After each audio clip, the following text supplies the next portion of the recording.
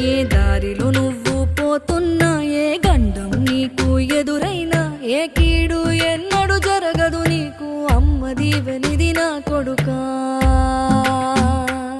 ఈ దిక్కులు నీతో కదిలేను, ఆ చుక్కలి దిష్టి తీసేను, ఏ గాలి ధూళి సోకదు నిన్ను, అమ్మ దీవెనిది నా కొడుకా.